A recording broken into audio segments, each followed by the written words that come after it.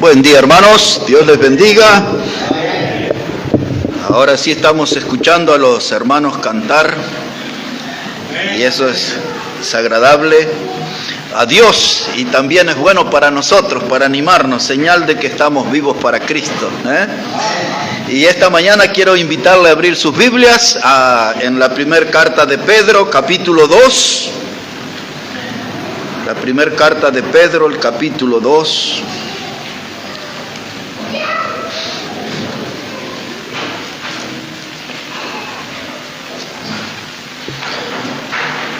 Y una vez allí, hermanos, ponemos la mirada, versículo 21.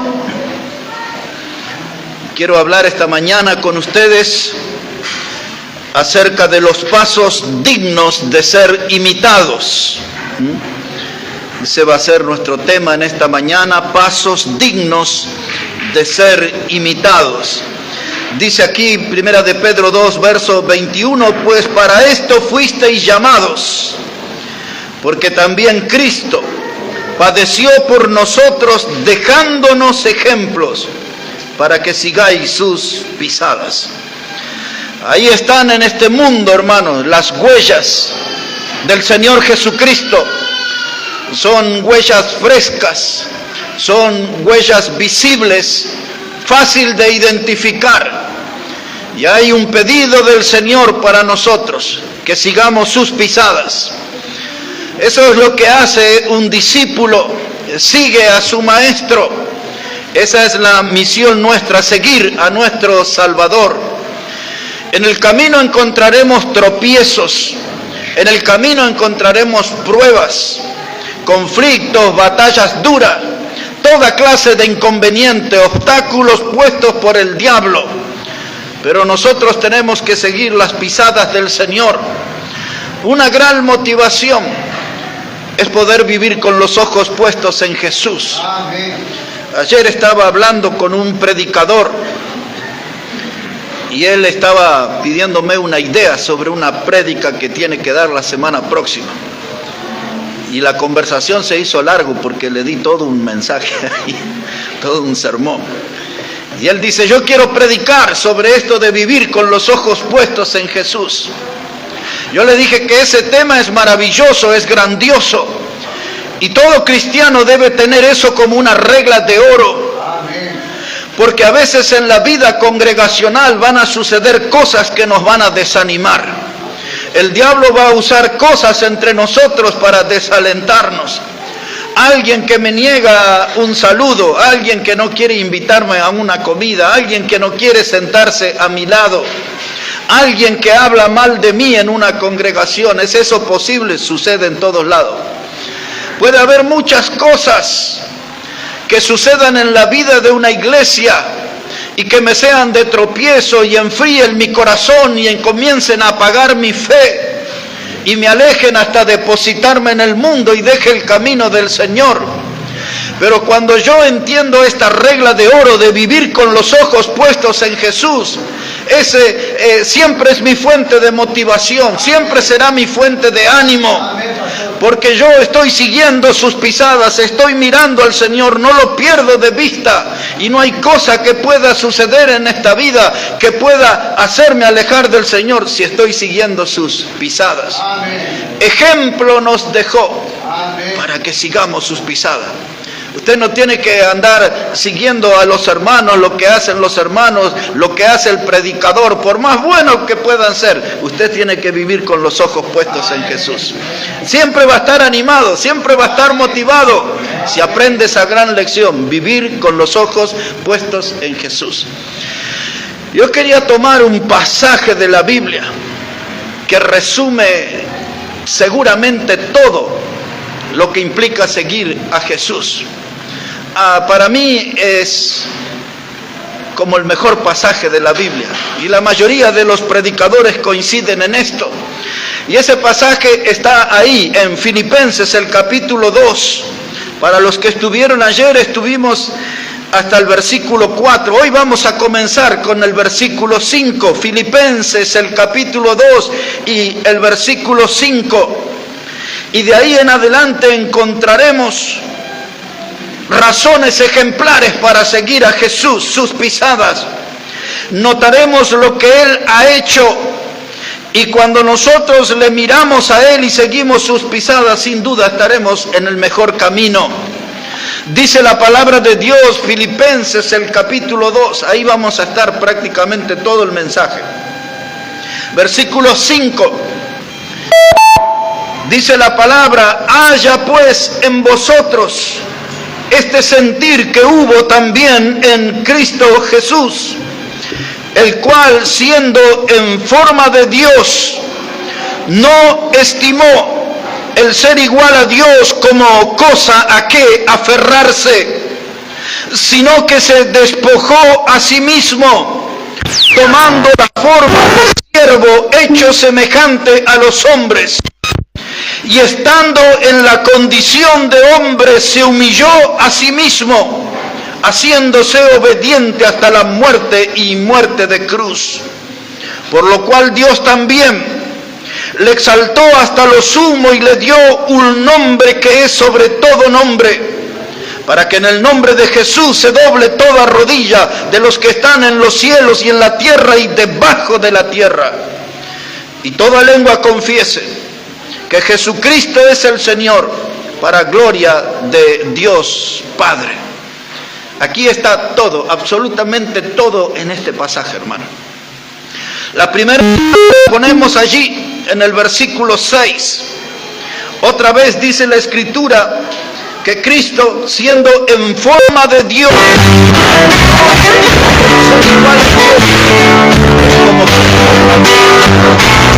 Lo siento, pero no entendí. Lo primero que nos enseña este párrafo es que el Señor Jesucristo un día tomó la decisión de dejar la gloria celestial y vino aquí, hermanos, a vivir en este barro maloliente de pecado en este mundo. Dejó aquel ambiente de santidad y de pureza y vino y se mezcló y caminó entre los hombres pecadores.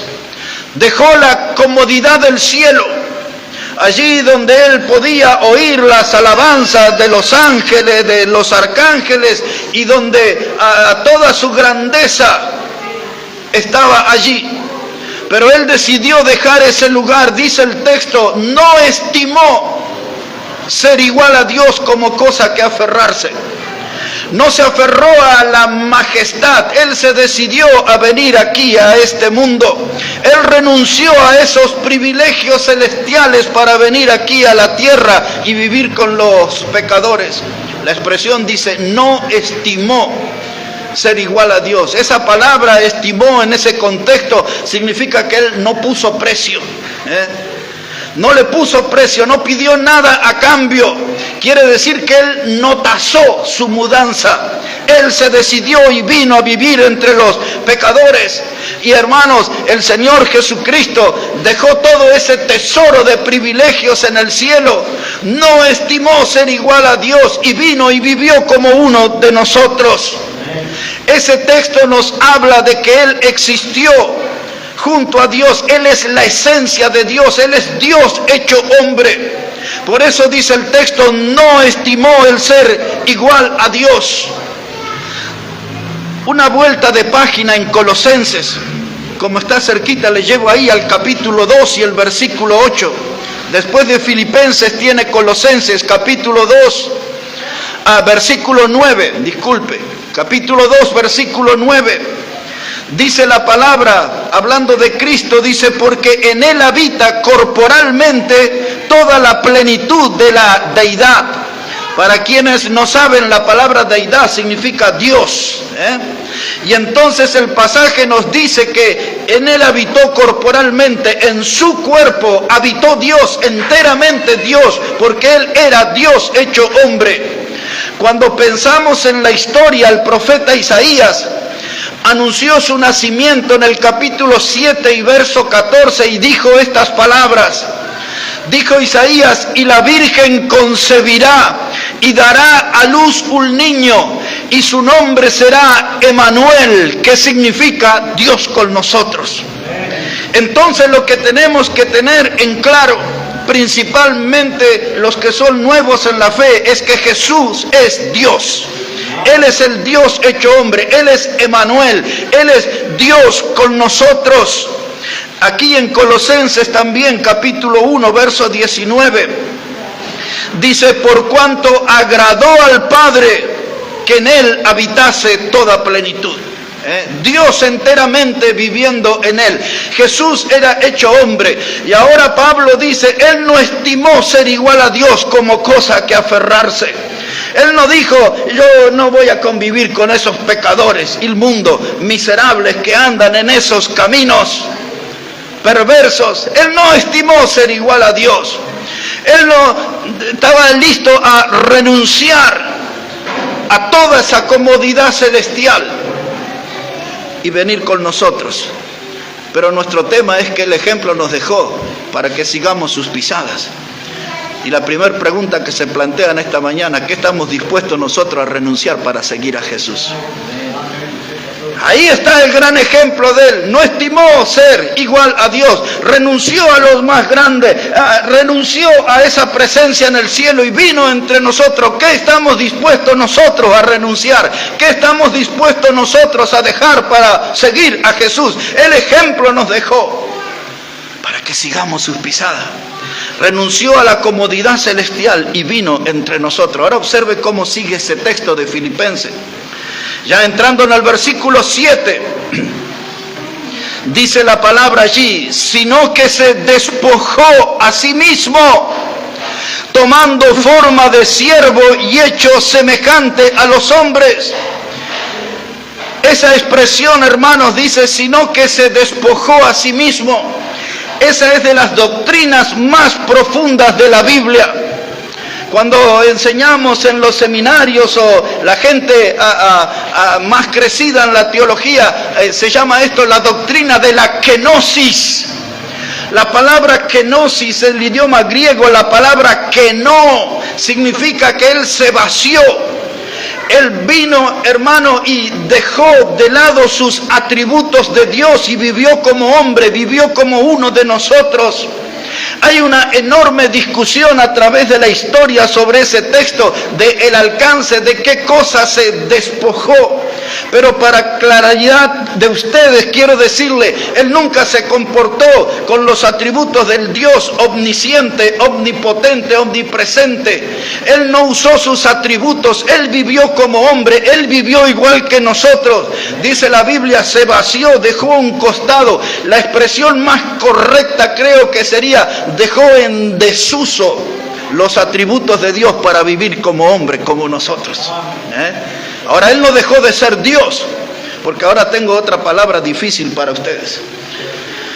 No es la primera vez que la escucha en este púlpito, pero es el fenómeno que se llama la unión hipostática. Esa palabra unión hipostática habla de la unión de dos naturalezas, la naturaleza divina y la naturaleza humana. Cuando María engendró en su vientre, ella engendró del Espíritu Santo. Esa es la naturaleza divina. Y cuando Jesús nació, esa es la naturaleza humana. Hablamos de Jesucristo. Jesús es el nombre humano, Cristo es el nombre divino. Cristo significa el Mesías, el ungido de Dios. Y ahí está la unión en el mismo nombre, Jesucristo. Cristo es el nombre divino, Jesús es el nombre humano. La unión de dos naturalezas. Él vivió como Jesús, vivió en forma humana, pero nunca dejó de ser Dios, siempre fue Dios. Los teólogos se pelean y discuten en eso. Yo estoy poniendo lo más simple posible en esta mañana, porque esta doctrina es profunda. Él se vació. ¿Qué cosas estamos dispuestos nosotros a renunciar para seguir sus pisadas? Si yo dijera a algunos de ustedes en esta mañana: a usted tiene que dejar su trabajo, o usted debería dejar de trabajar mediodía y ese mediodía dedicárselo al Señor y el otro mediodía a trabajar, usted va a decir que yo enloquecí. No, ¿cómo voy a dejar mi trabajo? No, mi trabajo, lo más importante, mi trabajo. ¿Qué cosa está dispuesta a dejar? ¿Está dispuesto usted a venir al campo misionero, Hace años atrás, cuando estaba con buena salud y viajaba continuamente y andaba ahí por los cerros y andaba en las selvas y también en las grandes ciudades predicando y dando conferencias y ganando almas, y si yo le llevara conmigo a uno de esos viajes, usted diría, y mi esposa, y los chicos, y comerán los chicos y yo no estoy, ¿y quién les va a llevar al colegio? ¿Y quién le va a ayudar a mi esposa a bañar los niños? Y usted pondría 1000 excusas seguramente, pero Jesús se vació. Él no le importó ser Dios y se comportó como hombre y vivió como hombre, porque Él tenía que darnos ejemplo para que sigamos sus pisadas. Recuerde esa doctrina, la doctrina de la kenosis, la doctrina que nos demuestra que el Señor se vació y nos dio ese gran ejemplo. ¿Cómo sigue el texto? Dice ahí que se despojó a sí mismo tomando la forma de siervo. Y dice, hecho semejante a los hombres. Ese es el otro punto. Ese es el otro ejemplo que Él nos dejó. Tomó la forma de siervo.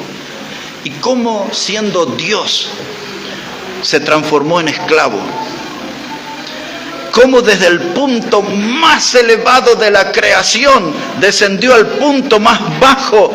Porque la palabra siervo es la palabra doulos en el idioma griego. Es la palabra que significa esclavo.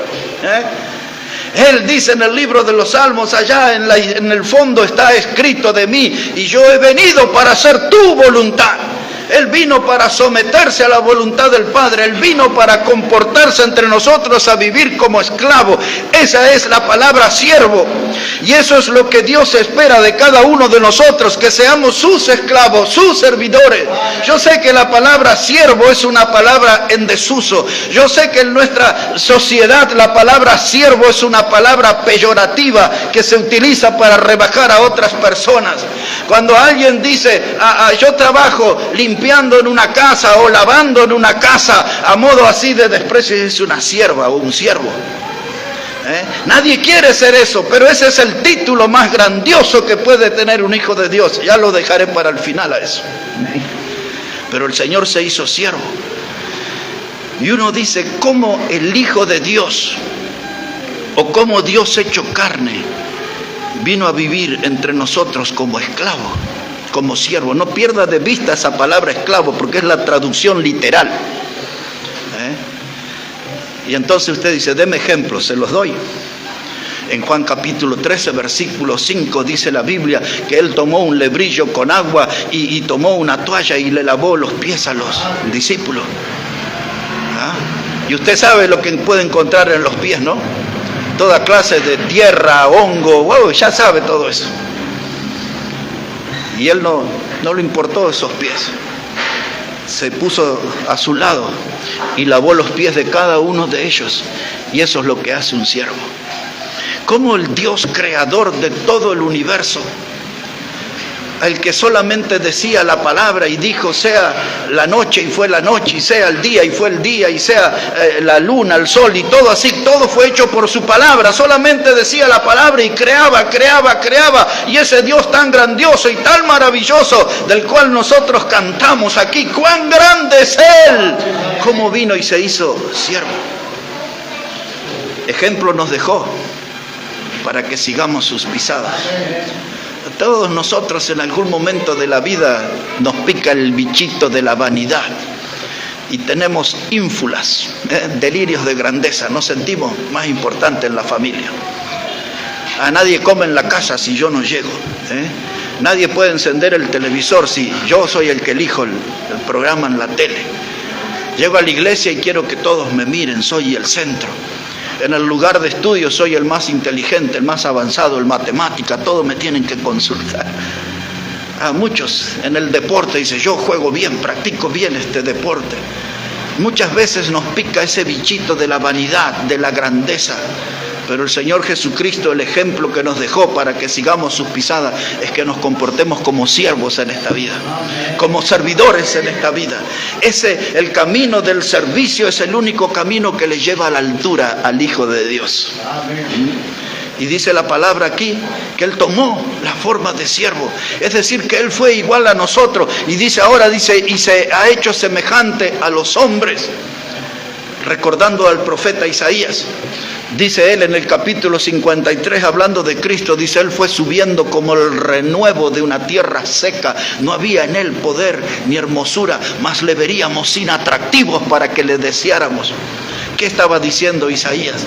El renuevo de una tierra seca. La gente lo miraba y lo pensaba que era algo común, como un yuyo del desierto, de esos que crecían. El renuevo de una tierra seca no era nada prometedor, porque un yuyo en el desierto no puede dar fruto, no puede dar sombra, no puede desarrollarse. La gente lo veía como uno más.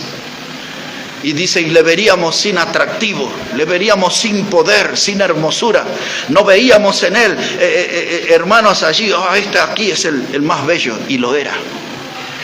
Él era Dios, pero vivió como hombre, y eso le costó que él fue despreciado y desechado entre los hombres. Era tan común, era tan como uno de nosotros, que la gente se atrevió y lo rechazó y lo despreció y lo transformó, dice la Biblia, en un varón de dolores experimentado en quebranto, porque como siervo fue sometido a toda clase de humillación. Un varón de dolores experimentado en quebranto. No era un hombre que sufrió un dolor de muela, un golpe en la rodilla, una torcedura de tobillo. No, hermanos, los dolores más tremendos en la vida. Le llamaron hijo de prostituta, le llamaron hijo del diablo, hijo de Belcebú. Toda clase de insultos, los más groseros que puede imaginar, los tiraron sobre el precioso nombre de Jesús. Le maltrataron, le buscaron para matarle. Aún sus propios hermanos, dice Evangelio de Juan, capítulo 7, verso 5, le recomendaba que se fuera a predicar a otra tierra, porque dice, ellos no creían en él. Aún en su propia familia no tenía aceptación, y la Biblia dice, hermanos, que él se humilló, se hizo siervo semejante a los hombres, y eso lo hizo para dejarnos ejemplo, para que sigamos sus pisadas. Si la gente me ataca, si la gente me difama, si en mi familia no me aceptan por mi fe, yo voy a seguir con los ojos puestos en Jesús. Yo voy a seguir sus pisadas, porque esas marcas visibles que él dejó son ejemplo para que lo sigamos. No es para pararse frente al espejo y llorar y decir, pobrecito de mí, nadie me quiere, nadie me comprende. No tengo afecto de la gente, pero tiene las pisadas del Señor para seguir. Ejemplo nos dejó para que sigamos sus pisadas. La palabra siervo, la palabra esclavo.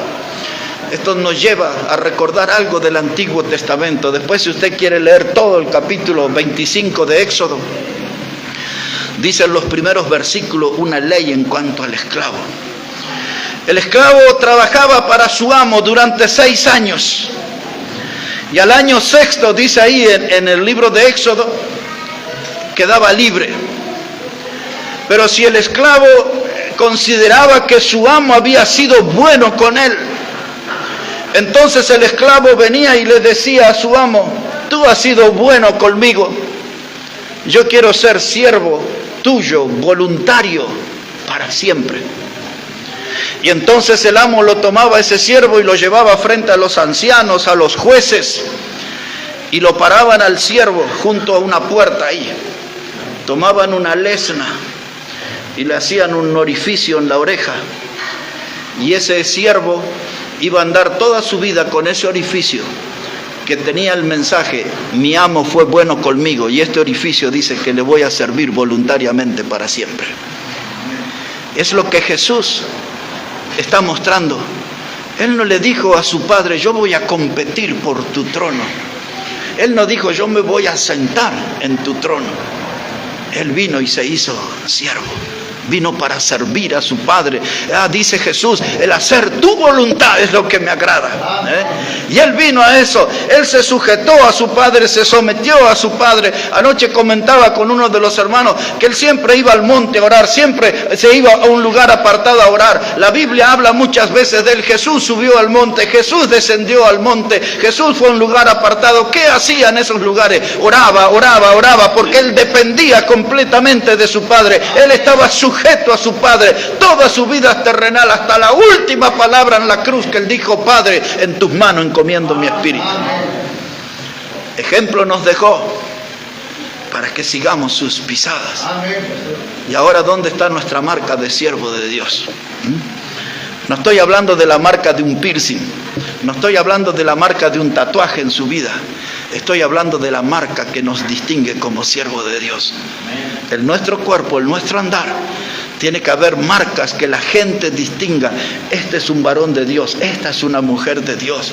Estos están siguiendo a Jesús. Ejemplo nos dejó para que sigamos sus pisadas. Pedro y Juan. Eran gente sin estudio. Era gente que estaba acostumbrada a las charlas del puerto y a escuchar las groserías que se dicen en el puerto los pescadores.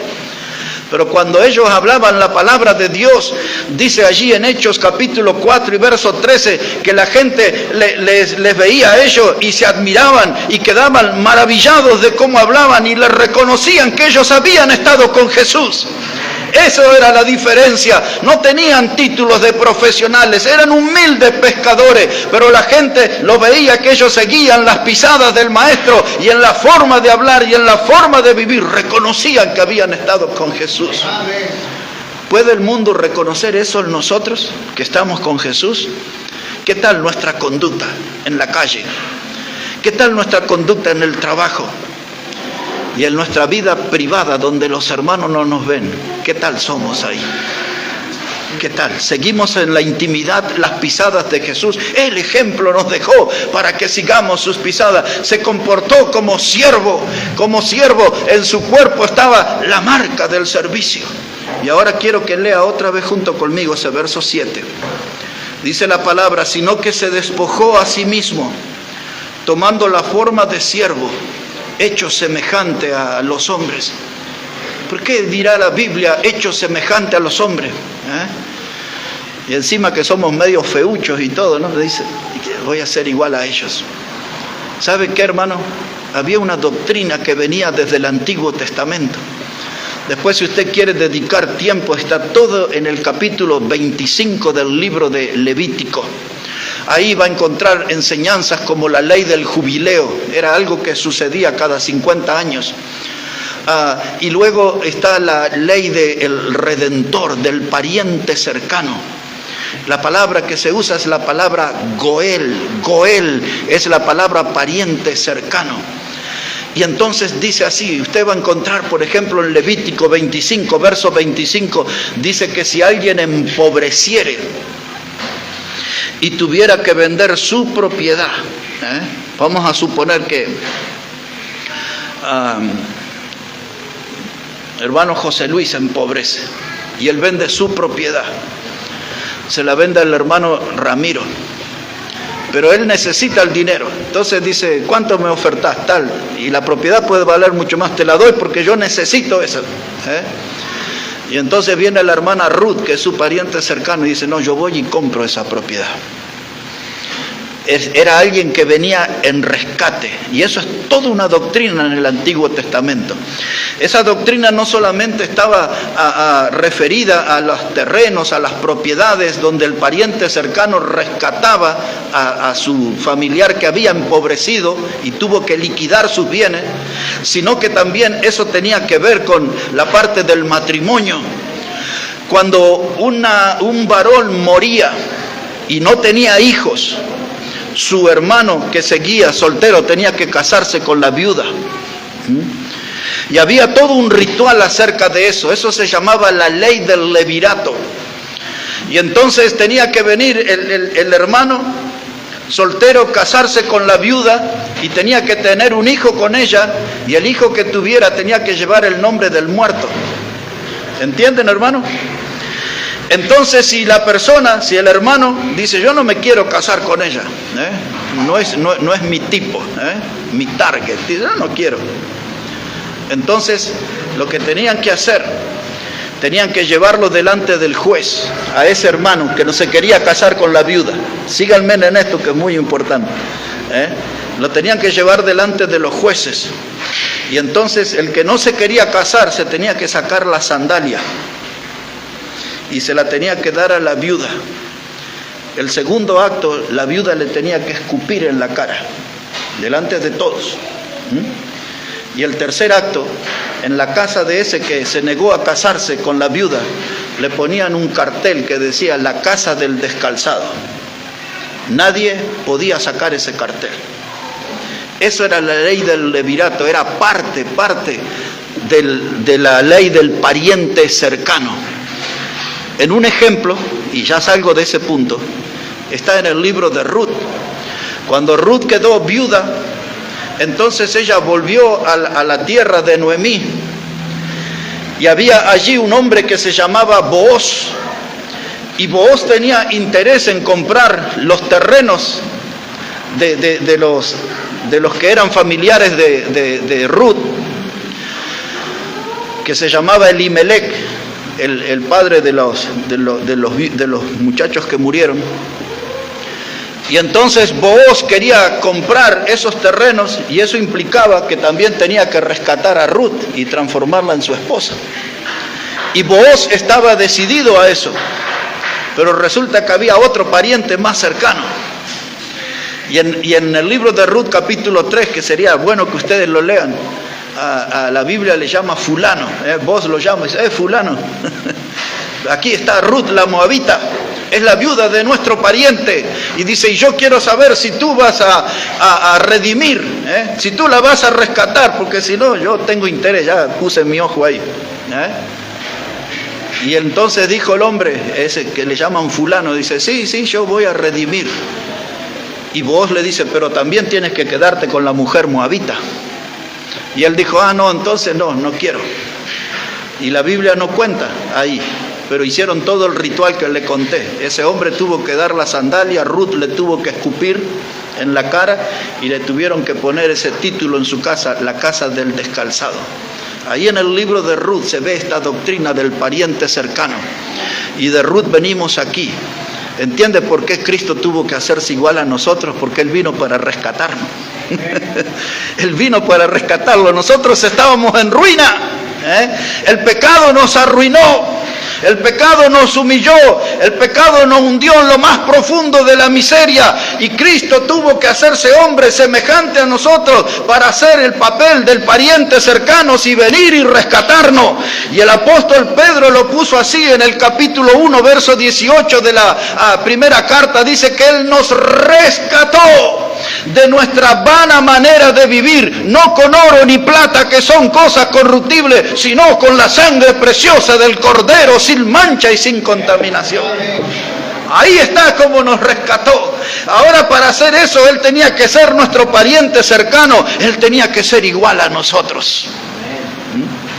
Cuánta profundidad que hay aquí en este capítulo, ¿no? Y yo nada más que estoy como surfeando, estoy yendo por arribita nomás, porque acá hay doctrina muy profunda en esto. Volvemos a leerlo para familiarizarnos. Verso 7, se despojó a sí mismo, tomando la forma de siervo y hecho semejante a los hombres. Y ahora ponga atención. Dice, y estando en la condición de hombre, se humilló a sí mismo, haciéndose obediente hasta la muerte, y muerte de cruz. Y ahora viene, hermano, la mayor humillación. Y esto también es parte de los ejemplos que Él nos dejó para que sigamos sus pisadas. Nosotros que somos de pechito hinchado, nosotros que siempre andamos de copete alto, la Biblia dice que tenemos que ser humildes. Jesús dijo en Mateo el capítulo 11, versos 28, 29, Él dice, aprended de mí que soy manso, ¿y qué más? Y humilde de corazón. Wow. Nos hace bien, hermanos, mirarlo a Él, porque a veces andamos muy agrandados en la vida. A veces andamos muy creídos de que somos algo. Pero si somos seguidores de Cristo, tenemos que andar en humildad. Santiago lo dice, Pedro lo dice en la primera carta, capítulo 5, Él dice, humillaos bajo la poderosa mano de Dios. Pero nadie quiere humillarse, ni delante de Dios. Ni delante de Dios. Pero el Señor Jesucristo vino y se humilló. Eso es todo un proceso, hermano, que yo se lo resumo citando el Evangelio de Mateo. Dice en el capítulo 26, habla cuando lo tomaron en el huerto de Getsemaní y lo llevan, hermano, allí y le abofetean y le escupen en la cara y le sacan su manto y le ponen una corona de espina y le golpean con la caña. Y se burlaban y le decían quién era el que le había golpeado. Se humilló, pero eso no era todo. Ese era el comienzo de la humillación. Porque él tenía que llegar hasta la muerte y la muerte de cruz, y eso era lo más humillante. Porque el morir en una cruz, cualquier desprevenido que venía y veía a alguien en una cruz decía, ese es sedicioso, es decir, alguien que se rebeló contra el César romano, o ese es un homicida, un criminal. Solamente a esas dos clases de personas, a los que se rebelaban contra el César, que eran declarados sediciosos, o los que eran homicidas, criminales, esos eran llevados a la cruz. O sea que él fue puesto como un criminal ahí. ¡Qué humillación esa!, ¿no? Pero no solamente eso, su cuerpo fue exhibido desnudo en esa cruz. No es como esos cuadros que ustedes ven con vestimentas así y un hilito de sangre. Ese cuerpo estaba destrozado, por eso la Biblia dice en Isaías 53 que él fue herido y molido por nuestro pecado. Allí todas esas marcas del látigo que se le veían todos sus tendones y hasta en parte hasta los huesos mismos, porque el castigo que le sometieron con el látigo abría las carnes hasta lo más profundo. No pudo cargar su cruz, ya no tenía fuerza, estaba tan mal herido. Y esa muerte de cruz era la muerte más humillante. No es como una muerte, se le cayó una piedra en la cabeza y murió, se tropezó en un escalón y murió, en un accidente murió. Esa era una muerte lenta y era una muerte humillante, porque todos veían ahí, podían estar horas y hasta podían estar 2 o 3 días expuestos en esa cruz. La gente moría deshidratada, la gente moría por tétano, la infección que le ocasionaban los clavos. La gente muchas veces era despedazada. Cuando todavía estaban allí, venían las fieras salvajes a la noche y tomaban de las piernas y bajaban los cuerpos, los despedazaban. Tenían los insectos, se metían por las heridas, que producían infección, y se metían en los ojos y en la nariz, indefensos, clavados a una cruz. Era una muerte humillante, tremendo. Y dice la Biblia, el que nos dejó ejemplo para que sigamos sus pisadas, si él sufrió todo esto, ¿por qué usted llora porque un hermano no lo saludó? ¿Por qué deja de venir a la reunión? Porque el predicador se pasó en el tiempo o tuvo un sermón duro. Por cada cosa nos alejamos del Señor. Él sufrió mucho más, y cuando yo veo a Él y vivo con mis ojos puestos en Jesús y veo todo lo que Él sufrió en esa cruz, al poner mis ojos en Él, aprendería a dejar de quejarme de tantas pavadas en la vida. Se humilló hasta la muerte, y a modo de resaltar dice, y muerte de cruz. No era cualquier muerte, era la peor muerte, la más sufrida, la más humillante.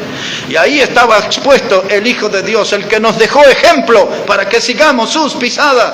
Y ahora observe cómo sigue el texto. Dice la palabra, versículo 9. Dice, por lo cual Dios también le exaltó hasta lo sumo y le dio un nombre que es sobre todo nombre, para que en el nombre de Jesús se doble toda rodilla de los que están en los cielos y en la tierra y debajo de la tierra. Y ahora, hermano, por haber sido obediente, obedeció todo. Dice, y obedeció hasta la muerte y muerte de cruz. Todo. Y obedeció hasta la muerte y muerte de cruz. Y cuando Dios vio esa entrega, y cuando Dios el Padre vio ese sacrificio, dice, Él tiene un nombre ahora que es sobre todo nombre. Amén. Jesús. El nombre Jesús significa Dios salva. Muchas veces decimos nosotros Salvador, pero eso es el significado. Jesús significa Dios salva. Y ese es el nombre más maravilloso. Hay un himno que nunca hemos cantado aquí. Dice, ah, Jesús, qué dulce nombre a los que te queremos. es el nombre sobre todo nombre. Y hay algunos que se resisten, cierran sus oídos, sus ojos, cierran su corazón, cierran las puertas de su vida, no quieren saber nada con Jesús. En las universidades gritan, tráiganme aquí a Marx, a Lenin y toda esa gente, toda la basura de este mundo, pero de Jesús no me hablen en la universidad. No hay lugar. Los profesores en sus cátedras dicen, guarden esos folletos, escondan esa Biblia. No hay lugar para ese nombre. Si cuando él mismo nació en aquel pesebre, horas antes María tuvo que escuchar, no hay lugar para él en el mesón. No hay lugar para él. Oh, si el mundo quería impedir su nacimiento, no hay lugar, no hay lugar. Y tuvo que ir, el Dios tuvo que humillarse y nacer en ese pesebre inmundo, en un lugar para animales, rodeado de mal olor, de excremento. Allí nació Dios hecho hombre, el que nos dejó ejemplo para que sigamos sus pisadas. Amén. El revisar todo esto en esta mañana, hermano, tiene que producir alguna clase de cambio en nuestra vida. Vamos a tener que revisar algunos de nuestros comportamientos y vamos a tener que medir bien nuestros pasos, si lo estamos poniendo sobre las huellas que Él nos dejó. Si lo que nosotros estamos viviendo hoy podemos llamarle vida cristiana o no. Porque si nuestros pasos coinciden con los de Él, dice Primera de Juan, capítulo 2 y el versículo 6, que todo aquel que cree en Él, dice, debe andar como Él anduvo. Debemos andar como Él anduvo. Ese es el desafío para nosotros. Ejemplo nos dejó para que sigamos sus pisadas. Y ahora Dios le dio un nombre que es sobre todo nombre. Y llegará el momento, dice, que toda rodilla se doblará. Oh, ahí aparecerán los ateos y se arrodillarán. Y los escépticos y los agnósticos y qué sé yo, tanta gente rara que hay en este mundo, doblarán sus rodillas y tarde, pero reconocerán, Él es Jesús. Él es el nombre, sobre todo nombre, se arrodillarán. ¿Y por qué nosotros, hermanos, ya que sabemos que podemos arrodillarnos, no lo hacemos delante de Él? ¿Por qué no vamos ejercitándonos en eso? Porque el día llegará y usted tiene que leer Apocalipsis capítulo 5, el día del cántico nuevo y de los ancianos y de los libros que serán abiertos y aquella multitud gritando, digno es el Cordero de abrir los libros. Qué lindo, eso va a suceder. Pero ya podríamos ir poniéndonos de rodillas delante del Señor, porque el ejemplo nos dejó para que sigamos sus pisadas. Lo podemos recordar en Getsemaní. En el huerto dice que Él tomó distancia de los discípulos como de un tiro de piedra y puesto de rodilla oró. Y dice que oró tan intensamente, es la palabra que usa el Evangelio, intensamente. Dice que Él sudó grandes gotas de sangre. ¡Wow! Esa oración fue tremenda. Y alguna vez yo dije en este púlpito, esa oración me conmueve porque esa oración me incluye. Y los incluye a todos ustedes porque en esa oración estaban nuestros nombres, donde Él estaba clamando a Dios el Padre para que un día tuviera misericordia sobre nosotros los pecadores. Él estaba clamando por nosotros allí. Él se humilló, Él dobló sus rodillas. ¿Cuándo vamos a empezar a hacer ese ejercicio delante de Dios? No nos vamos a arrodillar delante de los hombres, no nos vamos a arrodillar delante del poder político, nos vamos a arrodillar delante de nuestro Salvador, el que ejemplo nos dejó para que sigamos sus pisadas. Un nombre, sobre todo nombre, toda rodilla se doblará. Y vamos a terminar de este modo, leyendo el Evangelio de Mateo, capítulo 25. Ahí lo voy a terminar. Pero aquí, hermano, quedó tantas cosas. A muchos de ustedes que son nuevos en la fe no me quise meter en lo más profundo del tema, pero creo que hemos aprendido lo suficiente para que produzca un cambio en nuestra vida y que nos ayude a ajustar nuestro andar, nuestros pasos a las pisadas de Cristo. Dice la palabra de Dios, Evangelio de Mateo, el capítulo 25, versículo 14. Dice la palabra de Dios así, Mateo, el capítulo 25, versículo 14, dice la palabra de Dios, hermano, porque el reino de los cielos es como un hombre que yéndose lejos, llamó a sus siervos y les entregó sus bienes. A uno dio 5 talentos, y a otro 2, y a otro 1, a cada uno conforme a su capacidad. Y luego se fue lejos. Y el que había recibido 5 talentos fue y negoció con ellos, y ganó otros 5 talentos. Y asimismo el que había recibido 2, ganó también otros 2. Pero el que había recibido 1 fue y cavó en la tierra y escondió el dinero de su señor. Y después de mucho tiempo vino el señor de aquellos siervos y arregló cuenta con ellos. Y llegando el que había recibido 5 talentos, trajo otros 5 talentos, diciendo: Señor, 5 talentos me entregaste, aquí tienes, he ganado otros 5 talentos sobre ellos. Y su señor le dijo: bien, buen siervo y fiel, sobre poco has sido fiel, sobre mucho te pondré, entra en el gozo de tu señor. Y el que le dio 2 talentos también ganó otros 2. Y dice Jesús que el Señor le dijo la misma cosa: buen siervo, fiel, útil has sido, entra en el gozo de tu Señor. Pero vino el que había recibido 1 talento, el que lo escondió. Y a ese no pudo producir nada. Y entonces escuchen lo que era el argumento de ese.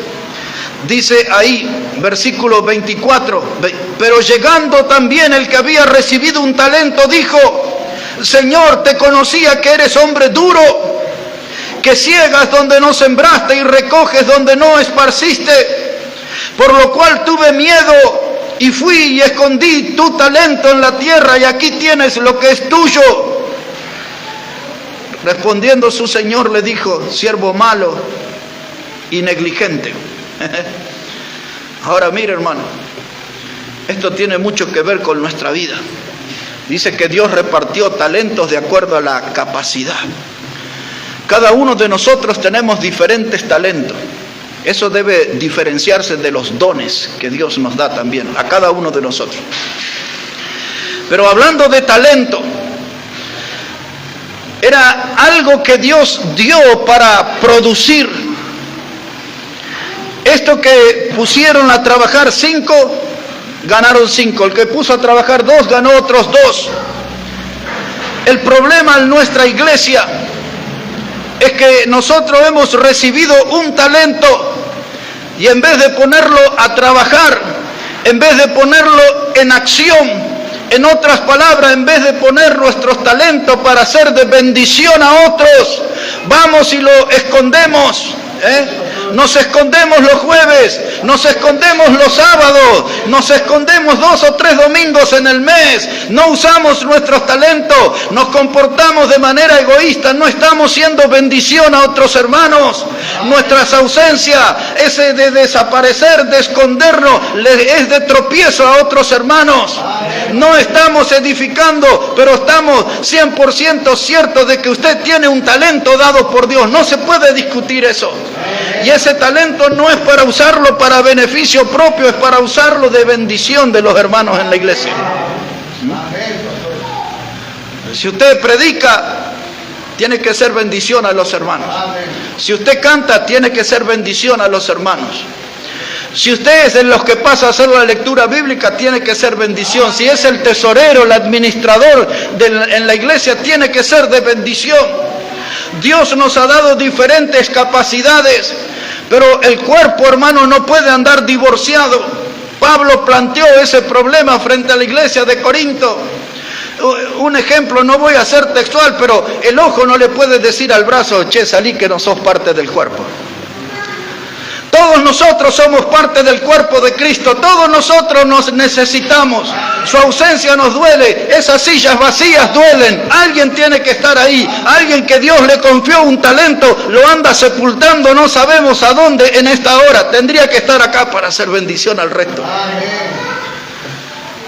Y si el ejemplo nos dejó para que sigamos sus pisadas, el ministerio terrenal de Cristo fue fructífero, porque su plan siguió adelante. Él dijo, y me seréis testigos en Jerusalén, Samaria, Judea y hasta lo último de la tierra. Y hasta aquí, nosotros que andamos medio colgados del mapa aquí en la Argentina, hasta aquí nos llegó la palabra. Porque hubo gente, hombres y mujeres, que usaron sus talentos. No lo escondieron. No se comportaron como empleados del cementerio, como sepultureros de talento. Y acá entre nosotros hay sepultureros de talento. Y esta palabra nos tiene que tocar y tiene que hacernos ir y sacar ese talento que escondimos y ponerlos en acción aquí para hacer bendición a otros. Porque hay otros que estamos necesitando de su talento. Lo estamos necesitando. Hermanos, necesitamos estar juntos. Necesitamos caminar juntos. Necesitamos crecer juntos. Necesitamos estar involucrados en el mismo programa en el cual queremos darle la gloria al Señor. Ahora ya este fin de semana se va a levantar aquel inmenso cartel, yo le llamo un estandarte que nos va a desafiar ese mundo y esa Biblia y ese pasaje que dice ir por todo el mundo y predicar el Evangelio a toda criatura. Y esa palabra, la palabra otros, tiene que escuchar la prédica de ayer que se refería a eso, a otros. Usted tiene que usar su talento junto al mío y ocuparnos de otro y buscar a otros y predicarles a otros y guiarlos a Jesús, a otros. Hay necesitados. Nosotros ya somos salvos, ya somos de la familia de Dios, ya somos herederos de la vida eterna, pero hay otros que están en el camino de perdición y tenemos que poner a funcionar nuestros talentos para alcanzarlos con el mensaje del Evangelio. Mientras nuestro talento esté sepultado, no vamos a poder ganar a otros, no vamos a ver muchas almas nuevas en este lugar con los talentos sepultados, hermanos. Tenemos que animarnos. Y alguien dice, ¿y cómo lo vamos a hacer? Mirando a Cristo, porque el ejemplo nos dejó para que sigamos sus pisadas. Él iba por todos los pueblos, iba por las aldeas, predicando, sanando, llevando el mensaje del Evangelio, anunciando el reino de los cielos está entre vosotros. Y nosotros tenemos ese mensaje precioso para gritarle a este mundo que Cristo salva y salva eternamente. ¿Alguno, hermano, de los que está aquí y otros de los que nos van a oír ahí por esas camaritas y esas cosas, esos medios modernos, alguno va a ser tocado por Dios y va a ir a sacar el talento donde lo sepultó y traerlo a la iglesia local? Y esto va a ser una fiesta espiritual de grandes bendiciones cuando todos traigan sus talentos. Mire que no estamos hablando de plata, no se confundan, no estamos hablando de eso. Estamos hablando de las capacidades que Dios nos dio a cada uno para ser usada en su obra. En su obra. Así que aquí está el Hijo de Dios. No estimó el ser igual a Dios como cosa que aferrarse. Se despojó de su gloria. Se despojó de sus atributos. Los puso en desuso a un costado. Y vivió como hombre. Y se comportó como un esclavo, como un siervo. Y se sometió a la voluntad del Padre. Y fue hasta la cruz a morir por nosotros, los pecadores. Y ahora nosotros tenemos que tomar esa cruz, dice el Evangelio. Y tenemos que seguirle cada día. No solo el domingo, no solo sábado y domingo. Tenemos que seguir todos los días, tomar su cruz. Esa no es la cruz de una religión. Eso no es la cruz de una secta. Esa es la cruz de Cristo, de nuestro Salvador. No hay que tomar una cruz más liviana. No hay que tomar una cruz más pequeña. Hay que tomar la verdadera cruz, la de Cristo, y seguirle cada día. El ejemplo nos dejó para que sigamos sus pisadas. Nosotros somos privilegiados porque ya nosotros reconocemos que Él es el nombre que está sobre todo nombre. Nosotros le reconocemos como nuestro Salvador, pero tenemos que reconocerlo como nuestro Señor también. Dejarlo que Él gobierne nuestra vida, que Él controle nuestra vida. Y cuando Él tome el dominio de nuestra vida, con todos nuestros caprichos, nuestras rebeldías, cuando Él tome toda nuestra vida que está marcada por frustraciones, por fracasos, estamos magullados de golpes tan duros que hemos recibido en la vida. Cuando Él tome todo eso y gobierne sobre todo eso, y entonces, hermano, vamos a seguirle con fidelidad y vamos a andar en sus pisadas. La palabra en esta mañana nos confronta. La palabra en esta mañana nos pone frente a un desafío grande. Nosotros en la primera etapa, hermano, vamos por la oveja número 100 para el mes de mayo. Antes que termine el mes de mayo, tenemos que haber alcanzado esa iglesia, esa oveja número 100. Este lugar debe tener todos sus bancos llenos y hay gente parada porque no tenemos 100 asientos en este lugar. Y yo quiero que ustedes sean parte de ese trabajo junto con nosotros. Pero va a tener que desenterrar su talento y ponerlo, porque hay varios que ya lo tienen en uso, pero necesitamos todos los talentos juntos, porque queremos apuntar a algo grande, porque Él se despojó y Él vino para vivir con nosotros. Él lo dio todo, hermano. No hubo ninguna clase de mezquindad en el Señor, no hubo ninguna clase de reserva, se entregó enteramente por nosotros. Y nosotros debemos responder del mismo modo, entregarnos enteramente por Él. Por la causa de Cristo y por la causa del Evangelio. Ajustemos bien la mirada en esta mañana. Miremos sus pisadas. No nos confundamos. Vamos a andar en buen camino si nuestros pasos van sobre los de Él. Porque el ejemplo nos dejó para que sigamos sus pisadas. Vamos a hablar con el Señor. Si todos pueden ponerse de pie, por favor. Y hermano Omar va a venir aquí adelante también para dirigirnos en una alabanza, agradeciendo a Dios por la palabra. Y seguramente que esa palabra va a llevar en este lugar y en otros lugares que van a oír, tomar decisiones que no pueden demorarse, decisiones que pueden hacer que nosotros tengamos una vida espiritual potente, de no andar allí debilitados, como raquíticos, como anémicos, cuando podemos ser hijos e hijas de Dios con el poder del Espíritu Santo en nuestra vida. Pero hay una cosa que no se puede negociar, y es que debemos andar en las pisadas de Cristo. Es que debemos vivir con los ojos puestos en Jesús. Dejar de estar enfocándonos en todas las cosas del mundo y poniéndonos metas terrenales y haciendo tesoros en la tierra. Ocupémonos de nuestras almas, hermano. Ocupémonos de nuestra vida espiritual, de nuestra higiene espiritual, de nuestra salud espiritual. Seamos cristianos potentes, llenos del Espíritu Santo.